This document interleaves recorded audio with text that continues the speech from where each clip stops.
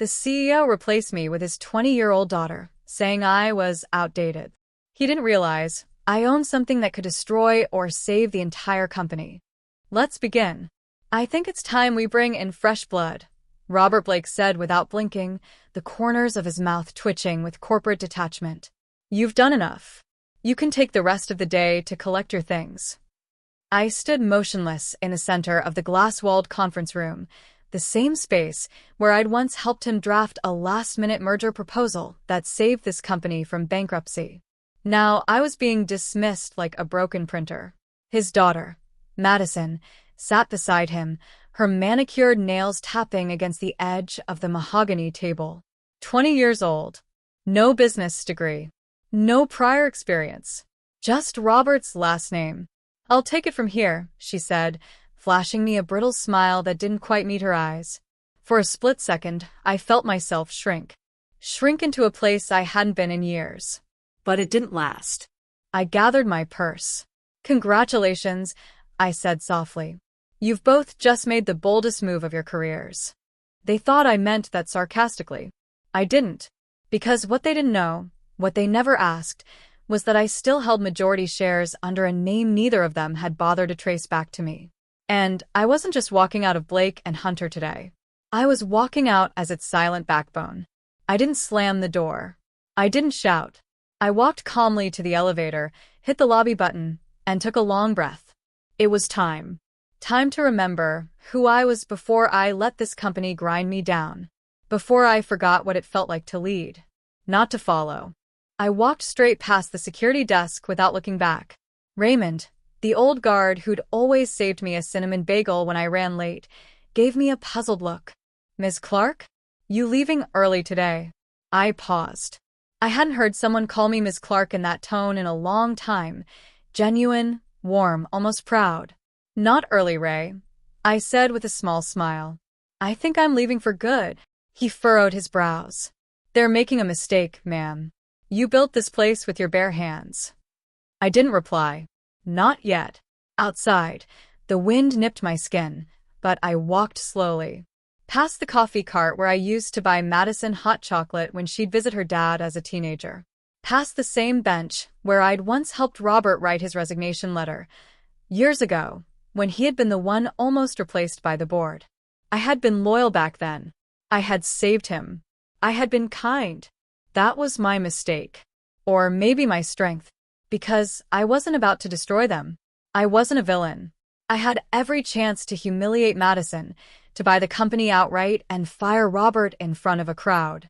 But something inside me whispered, revenge isn't the legacy you want.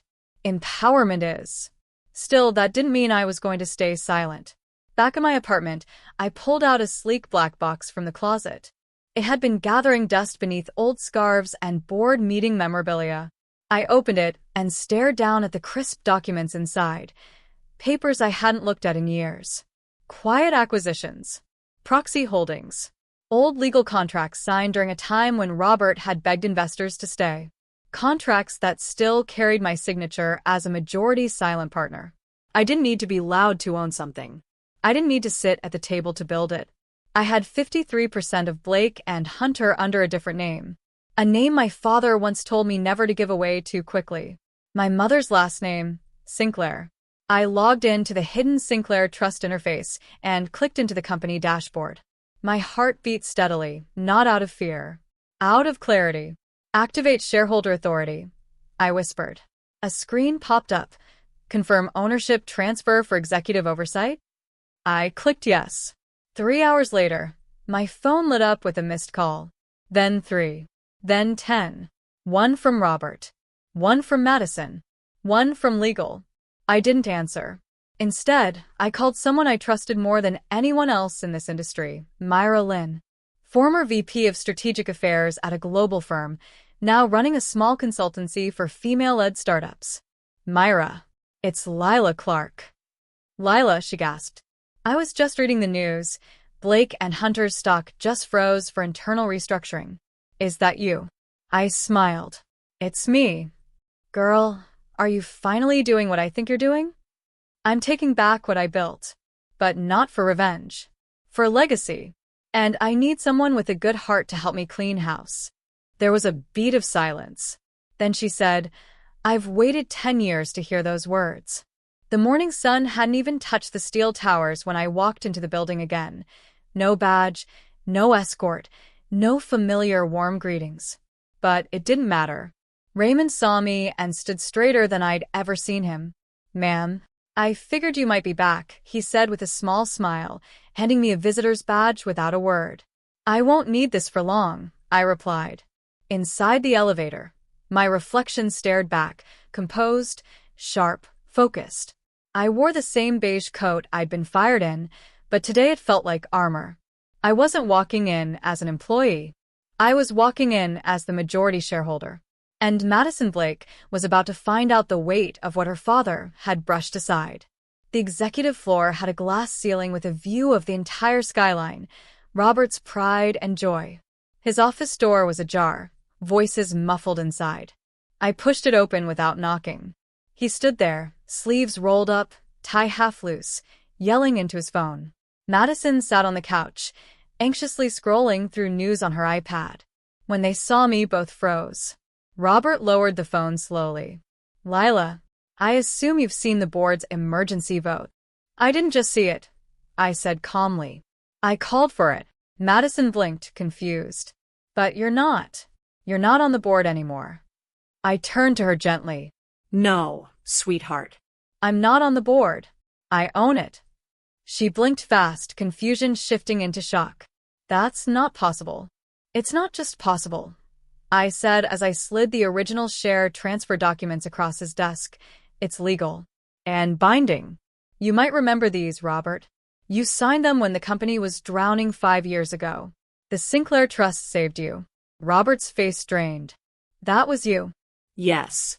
I was the trust. I had to keep it quiet to avoid conflict of interest. But that protection ends the moment I'm ousted. Madison looked like she'd been slapped by silence. So, what happens now? I didn't answer right away. I didn't want vengeance. I wanted clarity. Growth. And most of all, to fix what this company had become under ego and entitlement. You're not fired, Madison, I said gently. You're young. You're untrained. But you're not the villain. Not yet. If you want to learn, truly learn, you can work under me. Her lips parted. You'd keep me here? I don't destroy people to prove a point. I just correct the course. Robert finally sank into his leather chair. And me? I looked at him. The man who once trusted me, then discarded me. And yet, I didn't feel the need to humiliate him. You're stepping down as CEO, I said. But I'll keep you on the board. You still have value, just not unchecked power. He opened his mouth as if to protest, but then stopped. There was something new in his eyes. Respect. Maybe even regret. By 10 a.m., the boardroom was full. Cameras off. Tempers quiet. I stood at the head of the table. For years, I began. This company thrived on vision. But lately, it's been running on legacy, not leadership. That ends today. I outlined a complete restructuring. A new mentorship program. Transparent leadership roles. More inclusion. More accountability. And when I looked around the table, no one objected. Even Robert nodded slowly. Even Madison leaned forward, asking quiet questions during the break. Change had come not through rage, but through resolve. A week passed. I didn't claim Robert's office. I let it stay untouched, a reminder of the old guard fading. Instead, I converted the smaller, forgotten glass office across the hall into my new space, once used by interns, now the heartbeat of real change. From that desk, I rewrote policies, redirected bonuses toward the lower tiers of staff, and quietly hired back 3 talented employees who had been laid off under Madison's youth restructuring initiative. And I didn't publicize a single move. I let the change speak for itself. But whispers started to travel through the halls. That Ms. Clark had returned. That she was no longer working for the company. She was the company. 3 days after the board shakeup, Madison knocked softly at my glass door. She looked different. The silk blazer was gone. No heels. Just jeans, sneakers, and a tablet clutched in nervous fingers. Got a minute? She asked, standing like a schoolgirl who'd failed her first test. "Come in," I said, gesturing to the seat across from me. "How are you holding up?" She sat, eyes wide and sincere. "I wanted to talk. Not about shares or roles. About you." I waited, curious. Madison fidgeted with her sleeves. When Dad first told me he was handing over the department to me, I thought it was empowering. But I didn't realize it was insulting. To you, to everyone. "Madison," I said, voice calm. "It didn't ask for that position. You were given it." "I was also arrogant," she added quickly. "I acted like I earned it just by showing up. I never thanked you for everything you did for this company. For him. For me." She took a breath. "So, thank you. And I'm sorry." That landed deeper than I expected. Not because it changed anything, but because it meant she could change. I leaned forward. "Would you be willing to earn your place now? Really earn it?" She nodded before I even finished the sentence. "I want to understand the foundation, the structure. How you saw what he didn't." I smiled for the first time in that conversation. "Then let's start small. You'll shadow the analytics team next week. Learn how our actual systems run. From the ground up." She blinked. "I was hoping for a branding strategy role." "Not yet," I interrupted gently. "Learn the gears before you start turning them." And, to my surprise, she smiled. "Okay." Later that night, I found myself walking home instead of taking a car. The city felt different. Maybe it was the way the streets seemed clearer now that my mind wasn't fogged with resentment. I passed a street musician playing a mournful tune on a cello. I stopped listening. His case had only a few dollars. People rushed by, barely looking. I reached into my purse, pulled out a $100 bill, and dropped it in without a word. He looked up, stunned. "That's too much." "It's exactly right," I said. "Don't let people decide your value just because they're in a hurry." He nodded, smiling through tears. That night, as I sat by my window with a mug of tea, I realized the truth. Power wasn't just about titles or control. It was about what you did with the chance to lead again. A month later, the company was alive in a way I hadn't seen in years. Cubicles that used to feel like cages were now collaboration hubs. The old-timers, once sidelined by the leadership for being too slow to adapt, were mentoring interns who used to think leadership was all about viral posts and power suits. I didn't need to raise my voice or sign memos with bold underlines. People understood. Culture doesn't come from policy.